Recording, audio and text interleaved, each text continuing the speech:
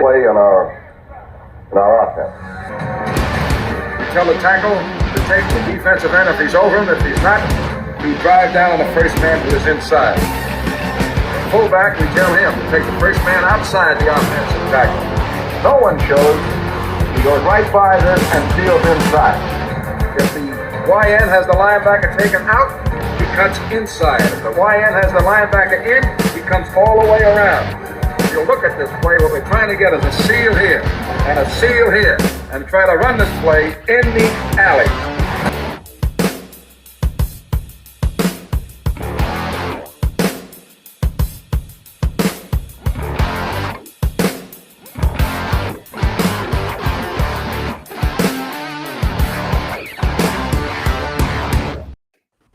Hey, what's up, guys? Welcome into Packers Total Access. My name is Clayton. You can check us out on Packernet.com. You can find me on Twitter at Packers_access. If you'd like to text the show, you can send a message to 865-658-5824. I got my buddies here with me tonight. We're ready to chop it up a bit as the first week of camp wrapped up. We got Jacob from the Packernet Fantasy Podcast, and we've got the Podfather himself, Pack Daddy. Fellas, I don't know about you, but I'm very upbeat going into full pads tomorrow. Ryan, you agree? You feeling good about what we just saw? Especially, I know the other day you were talking about Jordan Love. Like, hey man, I want to see more. I feel like he bounced back yesterday. Do you agree? Yeah, every day got better. First day was bad. Second day was so-so. Third day I thought was right on the money. So I will say Bears fans have convinced me that the most important thing is throwing into a net. So we got to make sure that we get a lot of really good throws at nets. I don't think we're doing that enough in practice. That is the most critical thing to a football team is throwing into a net. So we do have to do that a little bit more. But otherwise, yeah, I'm excited. Sarcasm's thick tonight, fellas. I'm telling you, it's going to be a good show. It's going to be a good one. Jacob, how you feel about the net? I seen your boy Mr. Magoo nailing that net. I was going to say, we still got net nailers. That sounds weird, but that sounds really bad. Every time when we start this Twitter, I was just she said.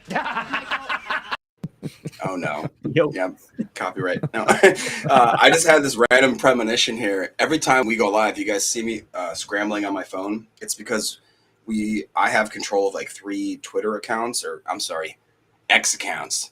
So I X'd my X. I don't know what that means. I don't either. I try to throw them out as fast as I can, but I just noticed today that's a little bit weird, right? That number one, that we changed the name to X, and that like I think 4 or 5 grown men have access to our Packernet account. So like, can you guys picture any 4 to 5 women sharing a Twitter account or X account? Can you see that happening? I'm just saying. I don't know where we're going with this, but I'm just saying logistically, it's kind of neat. I'll tell you, when we started this show, the only thing I was worried about is I've got my dog Nitschke down here. I got to pick Mandy up at the airport here in a couple hours. So he's going to hear this chainsaw that's going on outside on the property. He's going to be barking. But now I'm worried about where Jacob's steering the ship here. I'm a little concerned about that. So I don't know, man. I don't know. We got Elevated Shine said dirty talk already. I'm here for it. We know you are, you creep. Always. Mr. Green in the house. We got Tim in Green Bay says nothing but net, baby. Exactly. I'm afraid to read this one. Jacob, right now, sometimes I'll start a sentence and I don't even know where it's going. I just hope I find it along the way. Exactly correct. Exactly. All right, fellas, let's do this. Let's get boring for a second. Yes. I was kind of listening to Matt LaFleur earlier. That's what I do in my spare time. Just listen to a coach talk, and I do this and just try to pick every little thing apart, right? He was actually talking about Jayden Reed, or not Jayden Reed specifically, but he was asked a question about who's going to take the slot snaps, right? And I always crack up how some of the reporters try to structure a question in a way to get a specific answer. I know our media never does that in this country. I understand that completely, but it was really strange. I'm going to make sure I got the right one here. I think this is it. Yeah, it looks like it. It's like they're trying to paint this picture like, hey, look, you don't have anybody to play slot now, right?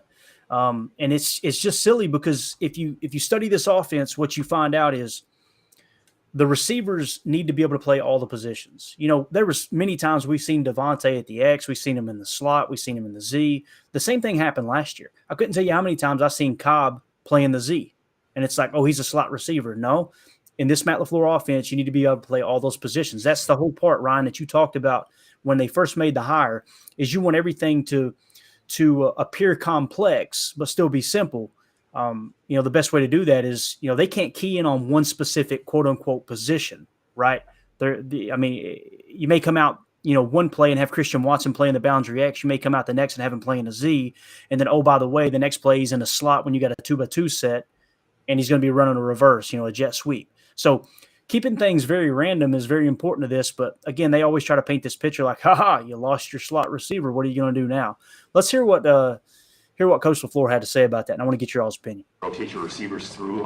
What is your philosophy on a slot receiver? Like Allen Lazard was predominantly your guy last year, and he's obviously not the prototype of the position. Jaden Reed kind I of love is. the stare. Would you like to have, with some exaggeration here, just a slot receiver, or are you going to continue kind of that everybody plays that kind of role? Yeah, I think it's just it all comes down to what are you asking them to do? Are you asking them to run choice routes? Are you asking them to, big body whoever's in the nickel slot? A lot of it is matchup based, I would say. Like when you had a bigger slot like a Lazard and you got a little nickel, then you feel more comfortable putting him in there, and he can go just with his sheer strength and win on some routes. Versus, do you have a really quick slot? Is the nickel a bigger nickel? Then it's all matchup based, and it's all predicated on what are we asking these guys to do, because there's going to be certain guys that you're not going to ask them to run a choice route, and it takes a certain skill set for that, as well as just being able to recognize the coverage and how to win on certain routes. So I would say that's a pretty complex question in terms of what's best, and there's a lot of different layers to it. Now, Coach, it's not complex. You're just making it complex. We're playing Madden here. Who are you putting in your slot position? The big thing that stands out to me is, like he said, what are you asking them to do? Jaden Reed, I noticed him running choice routes at Michigan State. That's something I did pick up on. There was times that they were playing 8-10 yards off the ball.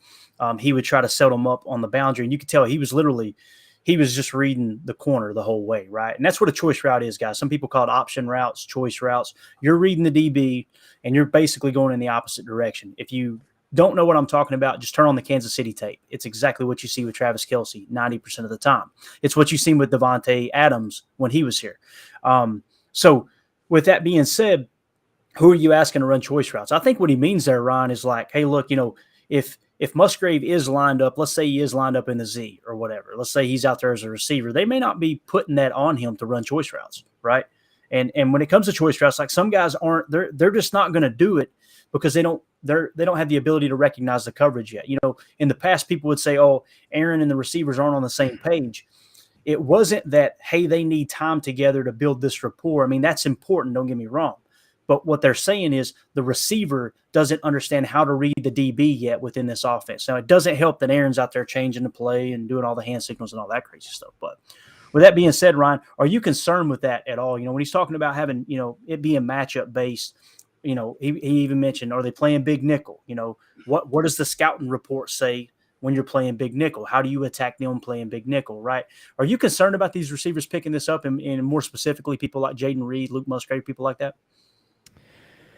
Well, I mean, for that specific question, yeah. I mean, we got a lot of young guys, and it takes a long time to figure stuff out. I mean, it's not going to happen in just one off season. But yeah, I mean, getting back to the bigger part that you're talking about in the beginning, I think we all have too much of a simplistic view of football, or we try to. I do this too, where it's like, who's your slot?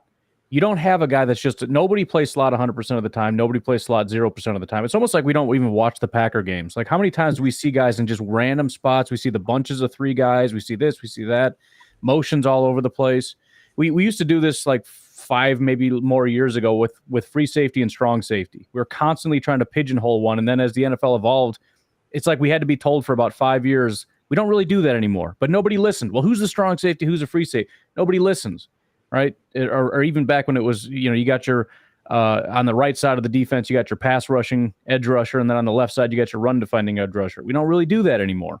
Right. So it's kind of the same thing here where it's like, is he the slot guy? Is he the guy that's going to be in the slot more so than Christian Watson? Probably. Right. Is he going to be a pure slot? No, he's going to do everything. And he has to, just like everybody has to do everything.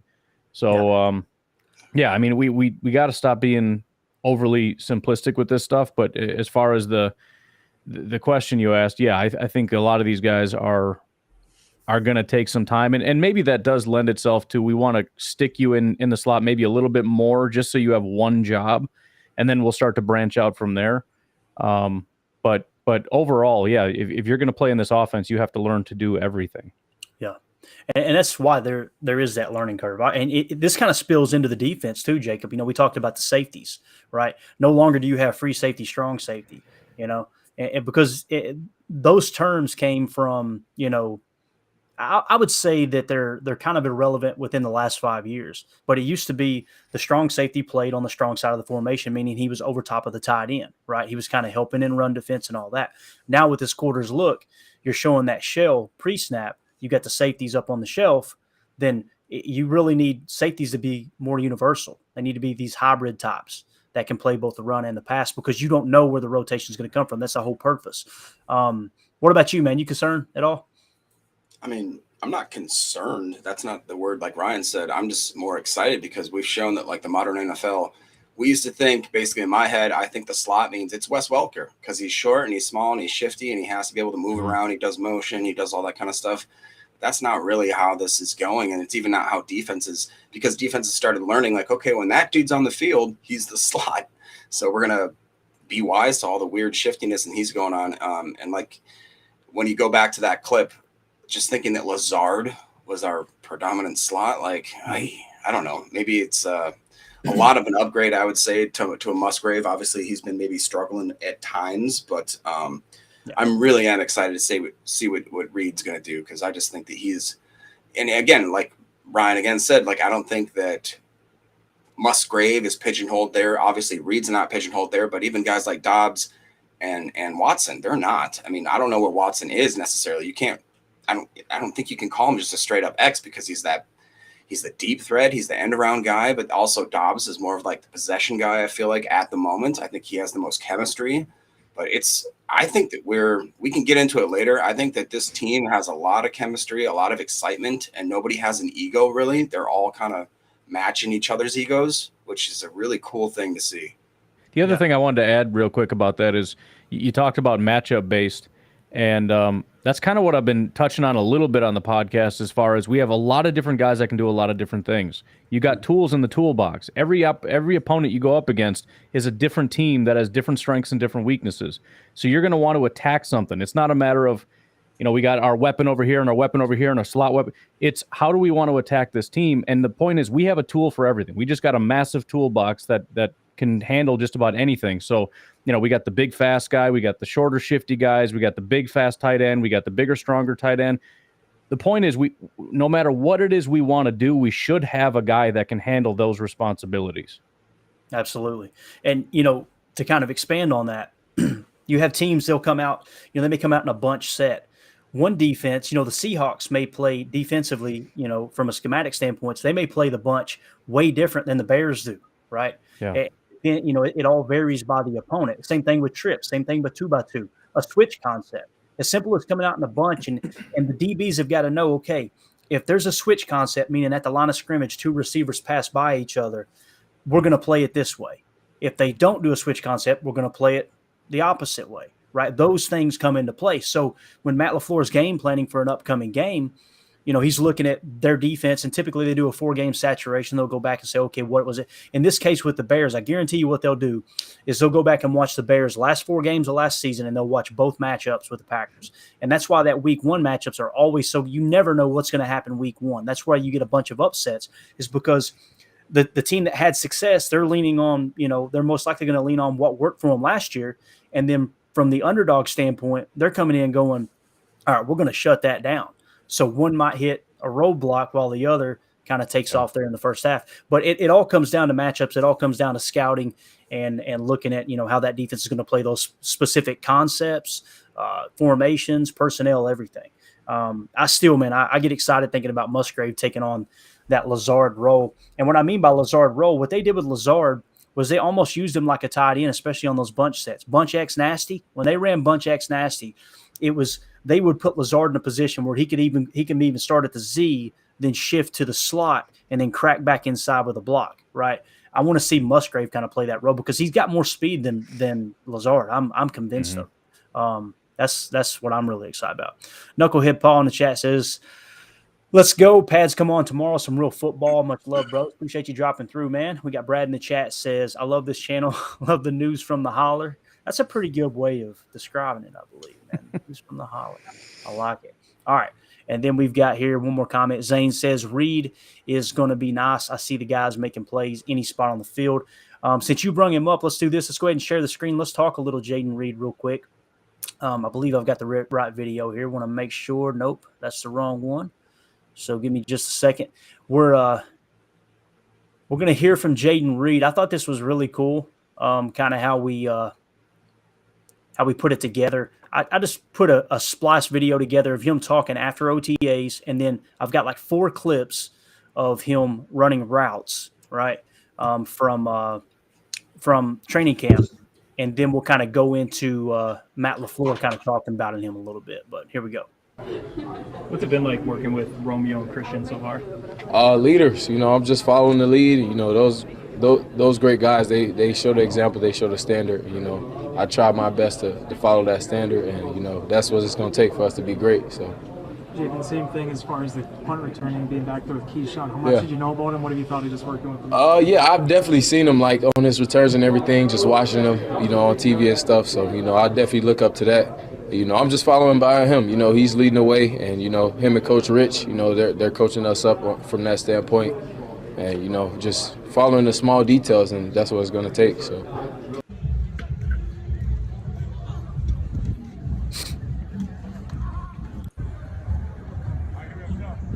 Love the double move, Ryan. Love it. Quick feet, good hands.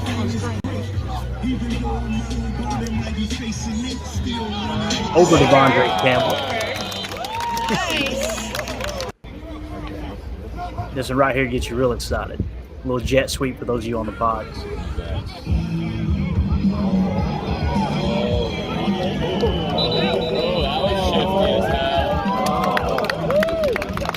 I think it's more a process where we work toward it, but he's very capable. I think, that kind of, I don't know what the word is, it gets kind of over-exaggerated because I think that within our offense, there's enough flexibility within the formations that you have to know basically every spot because the way we teach is more conceptually based. So, hey, here's a 2x2 concept, here's a 3x1 concept. Knowing that I could fit anywhere within that concept.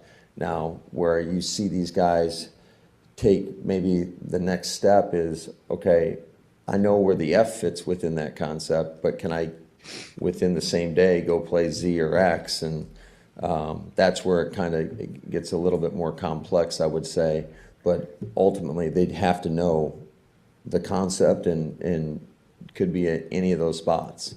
I don't know if that makes any sense to you guys or not, but it doesn't, Coach. I guarantee. How many times during camp is he going to run each of those things? Is it possible he might only run those a couple times during the whole season? Yeah, it's a challenge, and I think that's always one of the things that you have to evaluate as a coach is sometimes less is more, and what's too much. We're always going to try to push, and throw a bunch of stuff at these guys, but it's amazing, you going through some of the cut-ups from OTAs, and you think you may have repped a play a bunch of times, and you look on there and you repped it 3 times. So it is challenging. Certainly we get a lot more reps, I would say, in the walkthrough or jog-through portions, whether it's pre-practice, whether it's, in our evening sessions. But there's still nothing like those live full-speed reps. All right. So what he was talking about there, Ryan, I mean, it was almost word for word what you just mentioned, right? The one thing he did say, and this might be a good little teaching point, when he says, I know where the F fits. I know some of you with the dirty mind thought something else, but what he's talking about is the F tight end, all right? And in this Matt LaFleur offense, the F tight end is the tight end with receiver traits, right? The ones that are going to line up predominantly to be a wide receiver, more or less, right? Now, they may go with an F shift and put him back attached to the line where he would technically be the Y, but he refers to that style of tight end as the F tight end. He said, where the F fits, right? Now it's just fitting those other pieces in. where they're going to be strong, basically. So, as far as Jayden Reed, the reason I wanted to point that out, he played everywhere in college. Like I said, he ran choice routes. Like I was talking about with the DBs, when they played off, you could see the choice routes kind of come alive. I've seen him run bubble screens. I've seen him run smoke screens. Jacob, you remember the shot we watched where he caught a smoke screen and broke a linebacker tackle? Like literally the linebacker was hanging off of him as he's dragging him down the field. Yep. Ended up breaking, I think he broke 6 tackles on that play and got 8 yards after contact. That's the type of stuff he can do. I'm excited to see him on those jet sweeps. And those training camp highlights, that one catch, and I said it there, Ryan, that was over Devondre Campbell down the seam, dude. Like they're trying Jayden Reed everywhere. And I understand the pads aren't on. I get it. I completely get it. But you can see, man, he's got the skills to play all over the wide receiver spot. Yeah, no, I think my favorite thing about Jayden Reed is just how smooth and natural he looks. He really does make it look easy. Some of the guys, you worry about them when they catch it. They're kind of fumbling a little bit. I don't think it was in your little highlight reel, but there was one play that I saw that he just catches it. Your little highlight reel. in your little highlight. In the highlight reel that had a few clips in it. I'm sorry. It didn't have the one that I saw, but it was just, why are you the way that you are? Oh, screw everybody. Anyways, he caught the pass away from his body, and it just looked so smooth how he caught it and just got upfield. I mean, everything he does from his route running to the way he catches the ball, he just makes it look easy, and I love that about him. And I can't necessarily say that about everybody else, even though I love the other guys that we have. That's one attribute he has that I think more so than everybody else. No doubt. No, I know exactly what you're talking about, dude. When he catches the ball, he's not catching with his body. He's snatching it out of the air with his hands. He's making it. And Romeo Doubs is another one that's doing that. And the fact that he had drops issues last year, it really gets me excited, Jacob, to see him making those hands catches, because I think it was after Ryan pointed out on the podcast that he was staying after practice, hitting the jugs machine. That it was at that point that I started to notice this dude's got, his hands have gotten way better. But what do you think, Jacob? Yeah, I mean, I'm obviously, like I said, I've been a sucker for the late round guys, so I still am excited to see what Torrey can do. But I really do love, when I looked at Jayden Reed, just I'm like I said, I'm not really a film guy, a tape guy, but I watched some of the highlights of him like grabbing those passes, like the double hitch move or whatever, the curl move with the double one. And then just his pad level and the way that his footwork seems like really quick. I mean, it's really snappy. And what did we talk about? I think it was AJ Dillon that gave him the compliment of saying that he looked like a Randall Cobb in his prime as a rookie at a mini camp. I mean, that's can't get much more higher praise than that. So no, I completely agree, man. I'm excited, dude. I think he's going to be a factor this year. And we seen it last year, going into last year, it's like, okay, how much are the rookies actually going to contribute? I mean, people forget that Christian Watson was hurt there early in the year, right? If it hadn't been for that, he probably would have gotten a ton of playing time. Like, I mean, even more than he did. Dobbs, you've seen plenty of Dobbs, right? As early as the Patriots game is when I really remember Dobbs kind of, wow, they're really going to him. I don't think they're going to hold Jayden Reed back. I want to see Jayden Reed. I love Romeo Doubs, but I want to see Jayden Reed blow by Romeo Doubs on the depth chart. I want to see him just pop out, because what that means now is Romeo Doubs is our number 3 receiver, and Romeo Doubs is I mean, you put him on a nickel back and it's over. What'd you say, Jacob?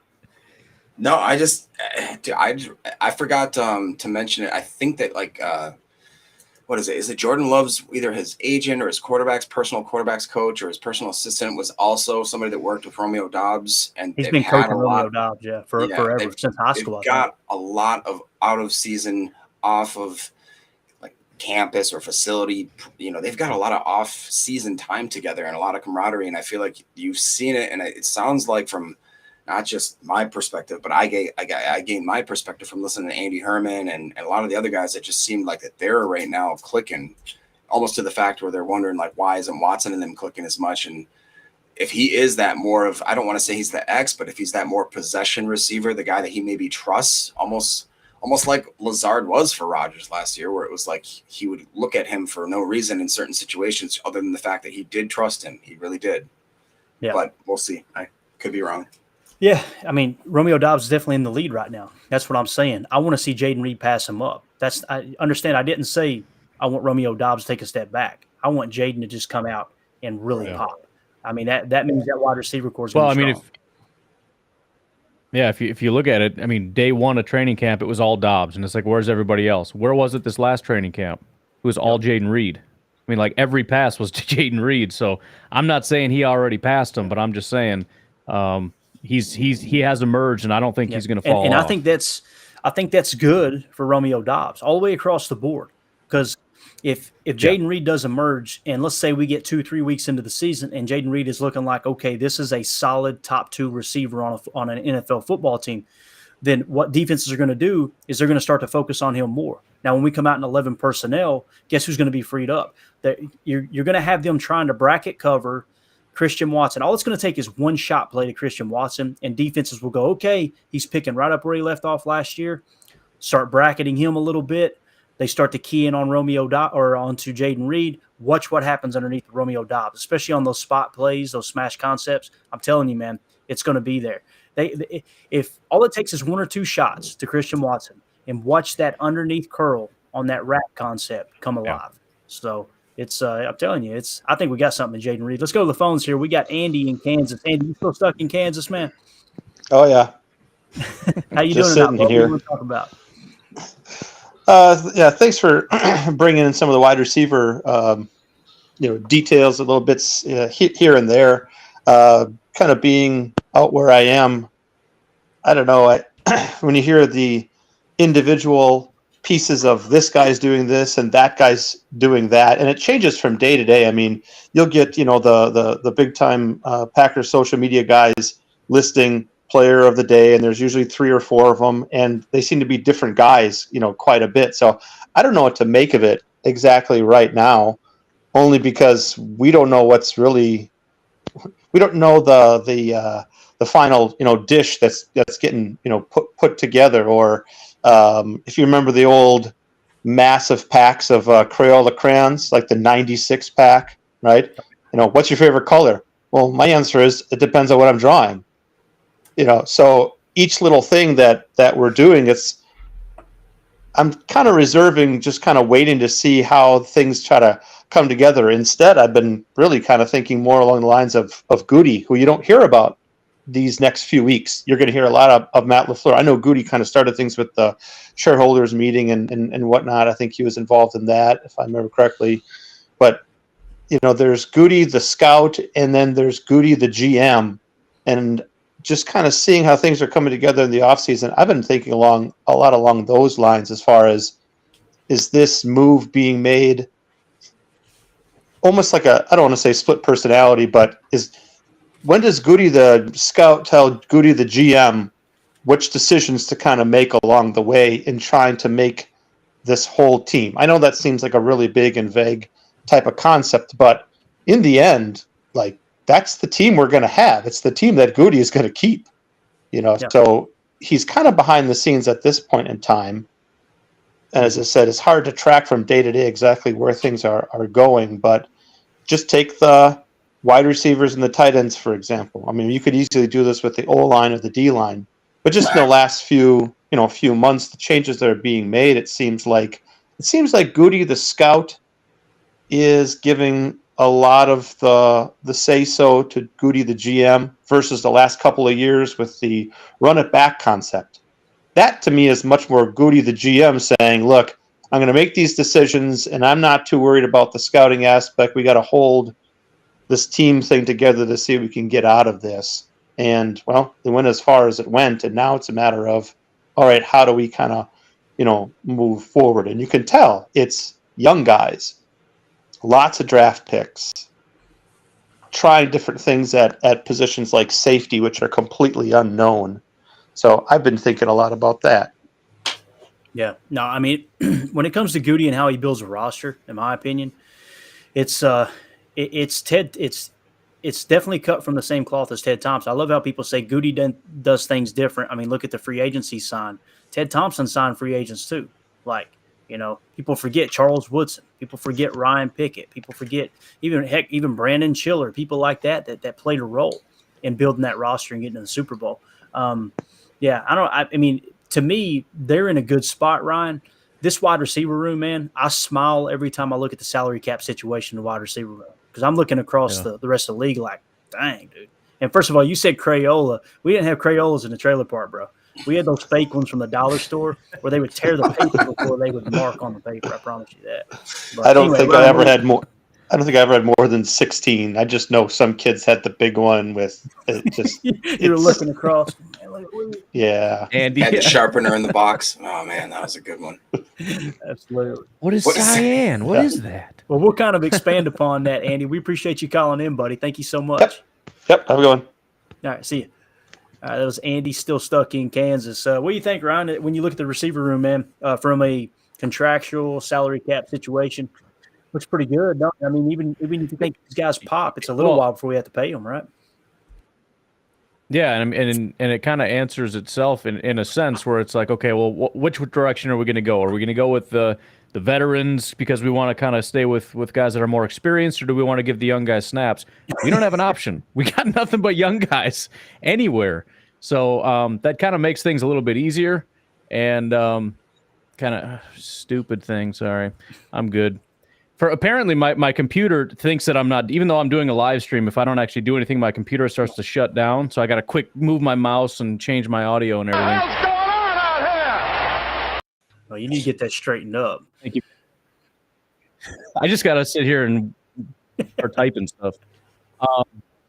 No, but I mean, it's this year is pretty straightforward as far as like who's going to play, who's not. I mean, there's always going to be roster battles, the back of the running back, situation or whatever, but we're going to have a young team. They're all going to be getting experience. I mean, Devontae Wyatt, is he going to get more opportunities? He has to. Right. They don't have a choice or not. So I'm excited about it. There's going to be some bumps and bruises. I mean, we get excited and we're going to see the mistakes and it's going to make us angry. But at the end of the day, it's going to be good, man. We're going to get a lot of these guys out there. And the real key is next year, 2 years from now, the potential of this young unit is really, really high. And that's what we're building definitely. for. Zane in the chat said, I heard Isaiah McDuffie be making plays at practice already. I'm really high on the guy. Yep. I've heard the same thing, man. Andy Herman was saying he was one of the players of the day. And I'll tell you another linebacker that's that everybody's been kind of talking about. I know, Jacob, you had mentioned hearing Quay Walker speak, right, after practice. What's your thoughts on Quay Walker, where he's at right now? I mean, I'm sure he mentioned last year, didn't he, in the mental mistakes, right? Well, no, he didn't mention it. With the reporters, they're definitely going to bring it up and surely not throw salt in that wound. But like me and Tim are always big fans of Quay, and I can't listen to an interview with him and not just think that this is a guy that has went through. Specifically, when you can go on the Green Bay Packers YouTube, and they've got, I think it's like a 3.5 minute clip, and he's very honest and upfront. Somebody asked right away there, what do you think about the ejections and how that affected you as a person? And he said, man, I'm at the point now where I have to just, I've accepted it. I've let it go. And here, I think this is what he said. This is what he said exactly. Quaid on his ejections. He said, it's hard to give myself grace on that, which I thought was like, he doesn't necessarily go into any sort of religious aspect after that. But what he does say is that the past is the past. I have to move forward. And I understand that those are just words right now, and that my actions are going to dictate whether or not what I just said really means anything. And just the fact that he said it's hard to give myself grace on that. And then he went in farther to talk about how he's talking to, I believe the Packers give them like a team psychologist, I think is maybe a guy he referenced. He said Dr. somebody. I don't know. You can maybe fact check me on that. But in any sense, he's. Was it Fauci? No, sir. No, no. But he did reference the fact that he's talking to somebody and that he's doing some self-meditation and that he's understanding that he cannot be that type of hothead player, and that he's also realized that now he's going to be labeled that type of hothead player, to the point where another reporter goes, well, okay, if you've been labeled that way, are you ready exactly for what teams are going to try to do to put a quarter in you to get you to start freaking out? And he goes, 100%. We've actually had specific talks about that. He said, I know exactly what I need to do. I need to be, again, self-meditating, talking to people.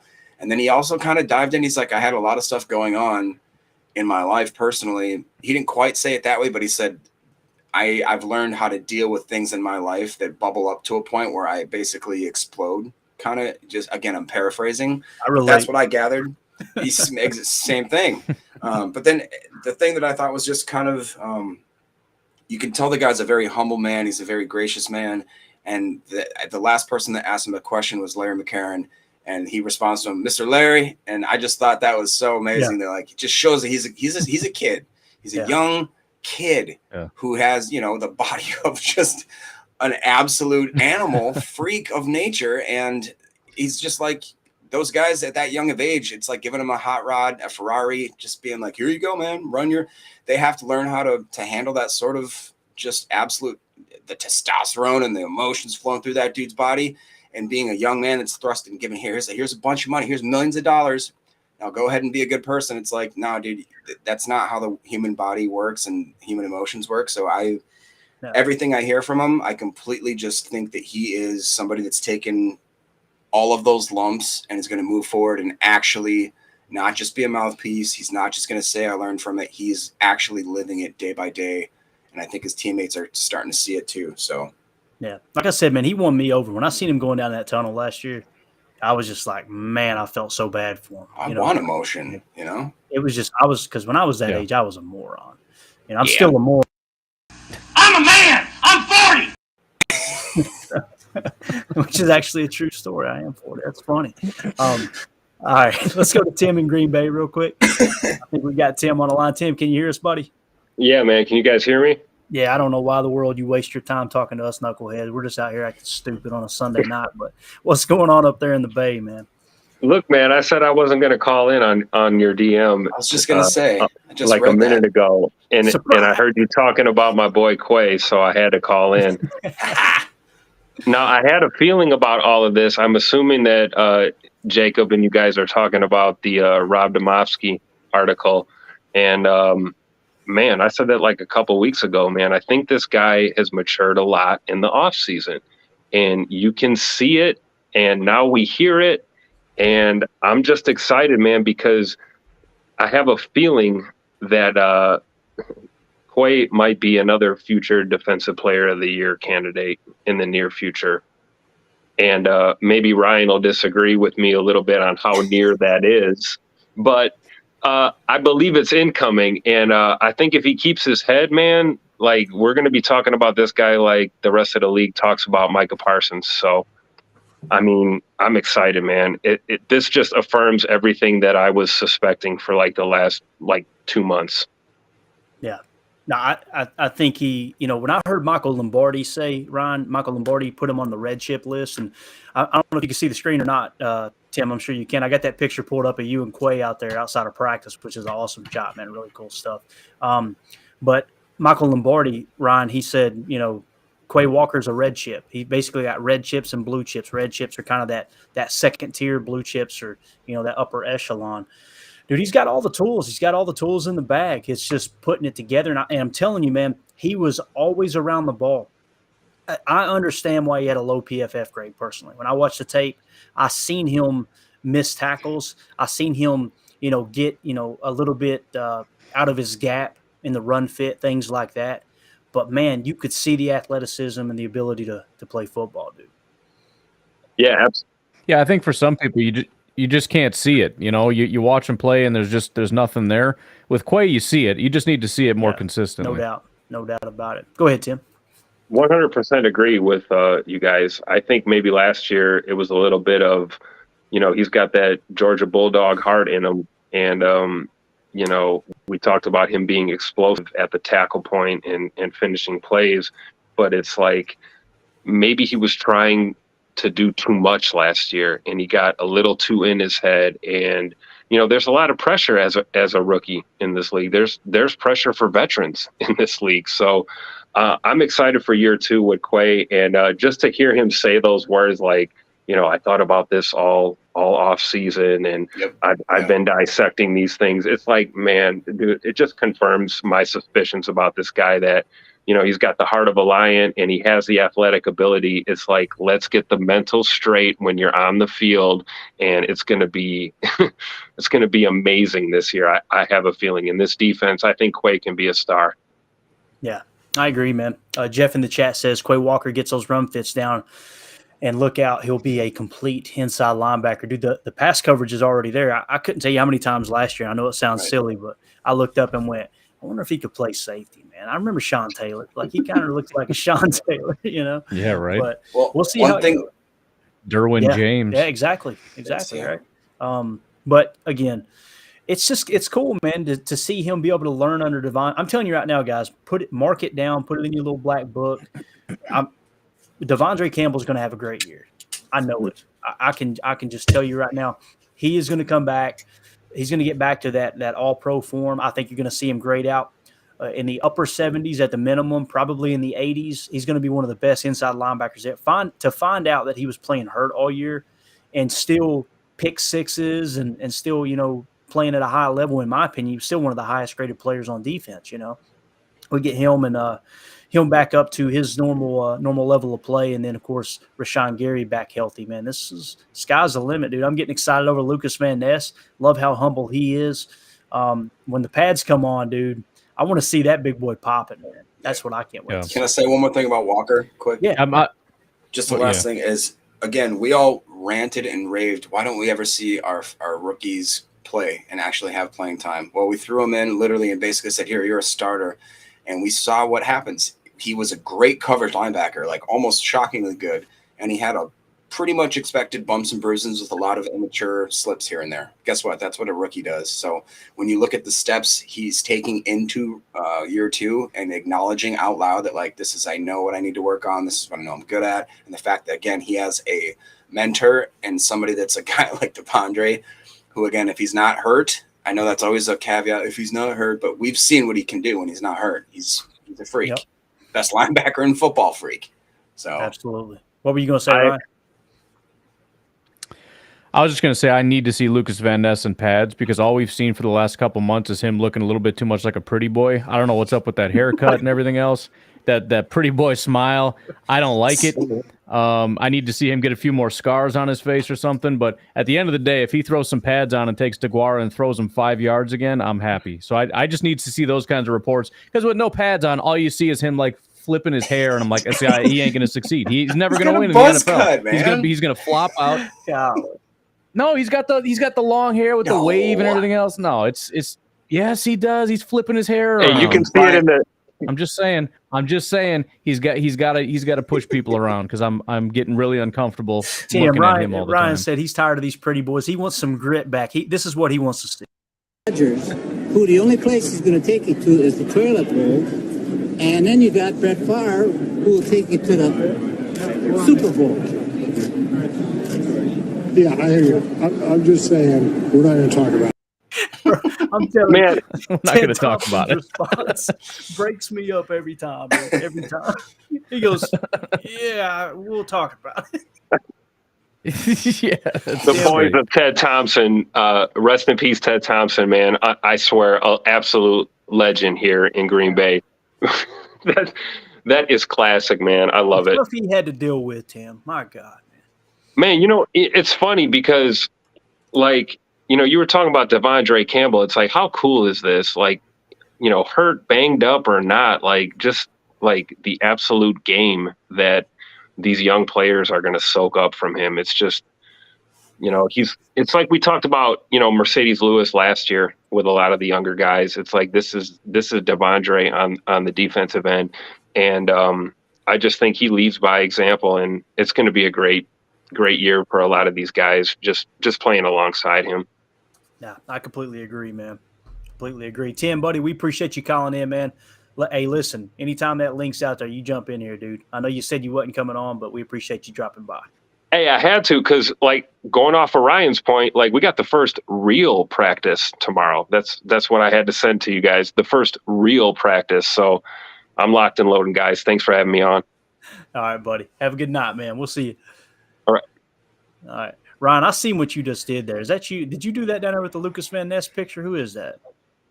I did. I don't know why it's not popping up, but tell me I'm lying. You can see it. No, tell me I'm lying. Dude, I get it. He. All right. I can't figure out if I can't figure out if he reminds me of American Psycho or if he's going to balance a checkbook. You know what I mean? Like he literally just looks like, I don't know. He kind of looks like a CPA. If you cut it off right here, he does look like a CPA. He really does. Jeff Machete says Pac Daddy wants LVN to say, "If he dies, he dies." Exactly. I wish we could pull that up on the screen though. I don't know how to do it. Yeah, I don't know why it's not working. Whatever. That's all we got. Maybe it's copyright. He's got his image. He's so pretty. He's got his image. There he is. Yeah. Yeah. Can't handle it. Makes sense. All right. Let's see. Let's go back to the chat here real quick. I did see something up here. Brad says, "What do you think the chances are that Musgrave breaks the season-long receiving records for the Packers?" Jeez. I know this, Ryan. There's a rookie tight end record that he's poised to torch. I think if he truly is tight end one, and they're going to flex him out to F. I think the rookie tight end catch record in Packers history is like 35. Is that what it was? 35 or 40 catches. Oh, you're talking for team, yeah. Oh wow! Now, as far as yards, I'm not expecting a whole lot that rookie year, but who knows, man? I guarantee. I promise you this: people weren't expecting Kittle to contribute his rookie year, right? They weren't expecting Kelsey to contribute at the level he has, right? Or else they would have been first-round picks. So you never know. That's why I was okay with them trying to take Musgrave in the second round there, because when people said, "Oh, you never want to take a tight end that early," I'm going, okay. So if you think it's Travis Kelsey, you're not going to spend a second round pick. Of course you are. Like that's so silly. So yeah, I'm excited about Musgrave, man. As soon as he blows up, I'll have a jersey hanging back here. I promise you that. We just got to wait and see it, man. We got to wait and see it. Let's see here in the chat. We've got Zane says, "I need a better A.J. Dillon this year. Was a little disappointed last year. He's too big to be getting tackled down from the first guy. Need more from him." Did you hear what his wife said to him, Ryan? Did you hear about this? No. This was A.J. Dillon talking about it, and I can't remember who was talking. It might have been Jen from Jen, Gabe, and Chewy, or one of those shows. It could have been Cassidy Hill. I just remember a lady talking about being at A.J. Dillon's children's book event, and he said that his wife sat down with him and pulled up tape from Boston College in his rookie year and said, "You see this guy? We need this guy again. We need this guy." I was like, dang. Well, yeah, she found a good woman. Hey, as my dad would say, born and bred in Green Bay. That's what he always said, born and bred in Kentucky. But yeah, dude, she lifelong Packer fan, her whole family, right? Jacob, was that you telling me that their whole family is Packer fans? Yeah, I'm pretty sure that's why they kind of took him on the Door County tour to be like, come on now. You want this? There. Now, you can eat everywhere for free if you're good. Come on. Yeah, dude. Door County, I got to get up there, man. It's free. It looks amazing. Have you ever been up there, Ryan?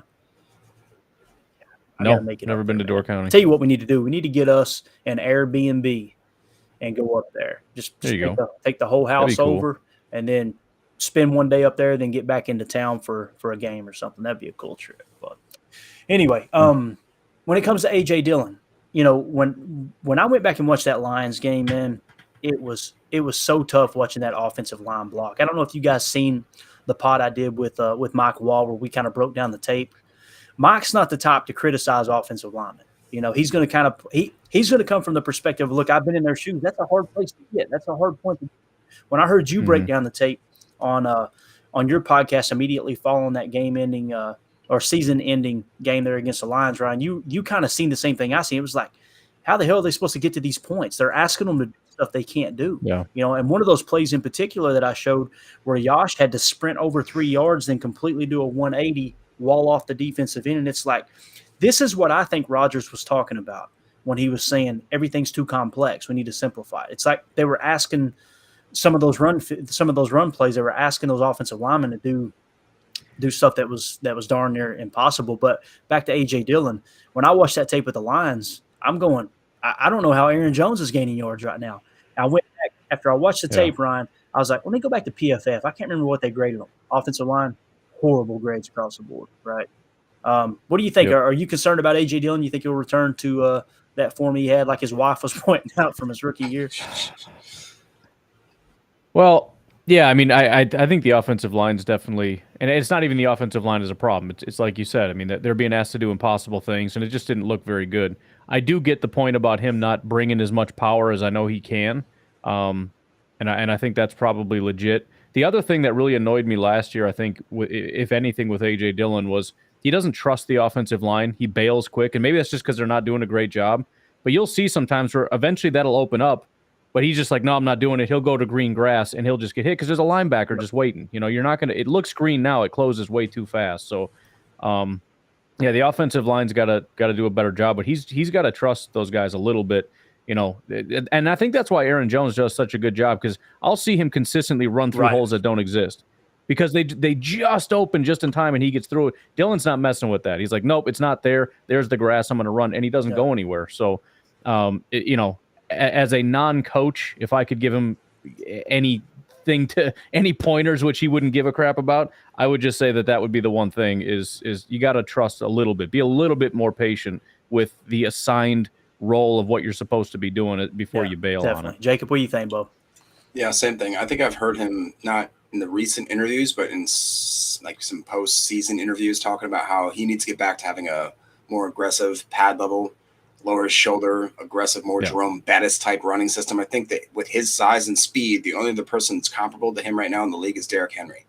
That run the same sub 40 and the same weight set parameter. So like, come on, man, you got some big shoes to fill there. And I would argue that he's way better receiver than Derrick Henry. So if he can get to that point where and again, I think it's unfair because, or fair, whatever, however you look at it, he has never really had at Boston College. He had one of the worst graded offensive lines basically the whole time he was there. Oh, it was horrific. So he is used to just literally, he should know how to gotta go that way. I've got to just pound my whole body that way for 3 yards and then maybe fall forward for another half yard. And the one thing, to tie it into Cheesehead Murph talked about, what do we think Aaron Jones is going to do this year? I think that'll tie in again how A.J. Dillon is operating. If they are going to take that pressure, I think the whole year is basically based off this. If the defense take the pressure off Love, and if the running game takes the pressure off Love, then he can pick his reads and really start. I think he can dissect it. If the defense gives him the chance, and if the running backs give him the opportunities, and the offensive line lets him sit in the pocket, I don't see us having any problem this year. Yeah, definitely.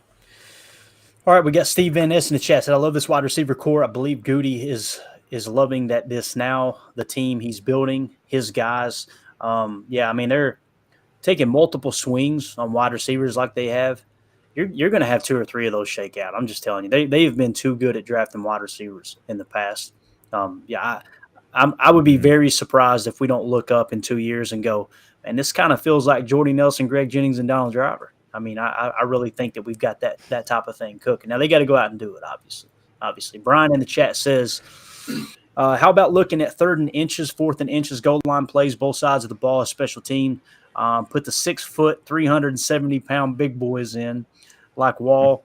Let's see, Packers can't punch it in for years now. Man, it is kind of tough, but, I know this isn't what you want to hear, Brian, because it's not what I want to say, but this is what the people around the game of football are saying, is that goal line game has changed. No longer are they just going to smack their head against the wall 3 times and kick a field goal. They're going to try to pass down there. That's what the analytics are showing. It's frustrating. It's hard to watch. I mean, you think people would learn their lesson when Russell Wilson gives away the Super Bowl with beast mode sitting there in the backfield, like, why ain't we running the rock? But it's definitely kind of the direct, and maybe it'll come back. Maybe it'll come back around now. Who knows? Let's see here. We got Andy in the chat says, we need linebackers with fierce control. Quay's talents are going to shine this year. He probably had more losses in 2022 than all his years at Georgia, man. It's got to be a big hit to the ego, Ryan, when you come from a place where Georgia's just running roughshod over everybody, in college football. Yeah. For sure. All right, let's see here if there's anything else in the chat before we wrap this bear up, man. We're getting to the point, guys. I hate to say it, but we're getting to the point with the pod and the live stream that we're not going to be able to read every comment, so please don't take offense to it. I'd say what we'll probably end up doing is having like the super chat feature that so many people use, where we'll definitely prioritize people that want to kind of help the show. I've had people reach out and go, hey man, what's your Venmo? What's this? What's that? We're going to have super chats pretty soon, and that's a good way to if you want to throw $1 at the show and get your comment read. But the channel is just growing right now at a rate where it's like, man, it's awesome. It's what we wanted. But at the same time, Ryan, it's kind of like as everybody gets older, right? You think back on the high school days and your buddies and everything. It's like, man, I'd like to hang out with those guys again. The chat's going to get to the point where we can't keep up, man. I mean, we got 42 watching live right now. Yeah. Some people will read that and go, oh, that ain't nothing. Right. But when you got a 3rd grade education like me and it's in Kentucky, then it's hard to keep up. All right. I'm just trying to scroll through here and make sure I didn't miss anything. Jacob, any last points? We're at the 54-minute mark. Anything else you want to hit while I kind of comb through the chat here? I do, just really quick. I've seen a number of people reference in the chat. By the way, real quick, Stefan from Austria. That's pretty cool that we have, multinational Yeah, Austria. Put another shrimp on the bobby. Yeah. Good stuff. Hey, hold up. Oh, I'm sorry. I don't mean to cut you off there. I'm going to give it right back to you. Stefan, I need to know, man, what's like the go-to dish in Austria? What's the food? Like you say, okay, this is what we're known for. I got to know, man. Go ahead, Jake. Sorry. So just talking about, I've seen so many people. And what are you laughing about, Ryan? Because you missed the whole joke, man. You missed it. What was it's a the Dumb and joke? Dumber reference. You said Austria. I say whatever. I don't want to explain it. It's funny. The David Bakhtiari interview. He went on a really specific thing where he was talking about. They asked him. A reporter said, "Look, what's the vibe of the team this year?"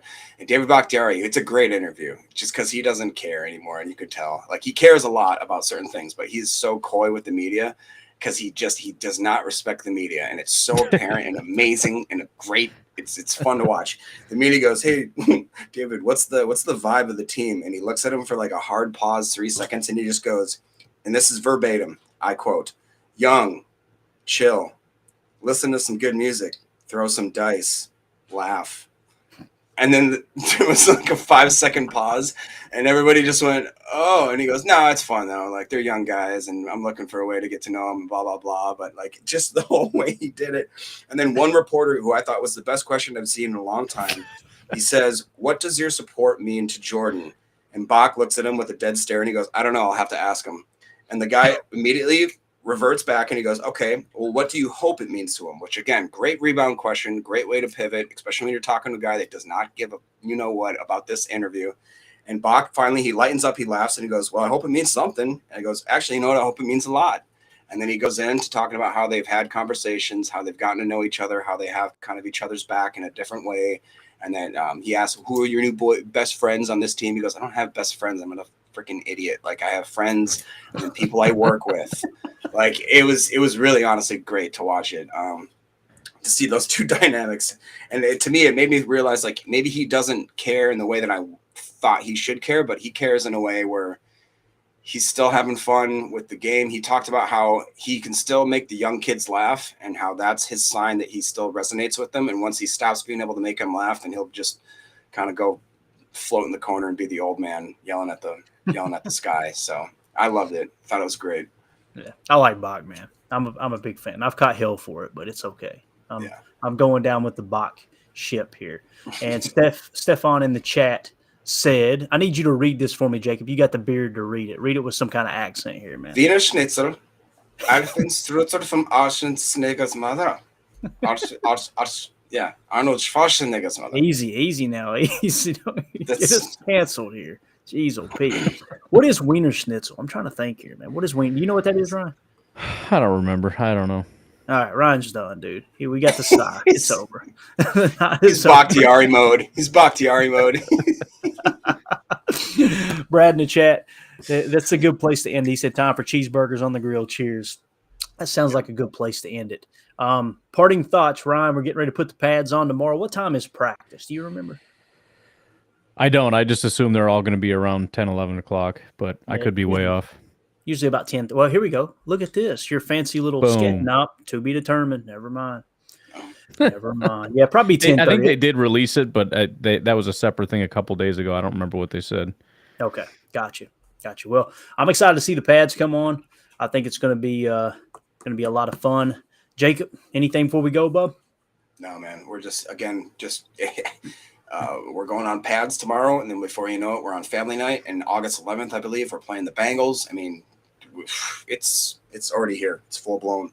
One thing I will say is we're trying to do more of this fantasy football podcast, but to be honest, guys, it's so I know we should have content, but it's so pointless because you just see what happened in the last 2 weeks with contracts, with injuries, with stuff like Saquon, with people that are holding out. Josh Jacobs Jim all of a sudden Irsay doesn't want to play. I mean, it's just it is. It's just almost insulting to your intelligence. We can do mock drafts up the wazoo, but you shouldn't be doing a real mock draft or any sort of actual drafts right now. If you're going to put money on the game, you just got to wait till at least the last week of preseason, I would argue, if not maybe a few earlier, if you're doing some really crazy dynasty leagues and that sort of stuff. I understand, but I'll try to get some content out. I'll maybe be talking a little more Packers than anything else, just doing some training camp updates and that kind of stuff if we can.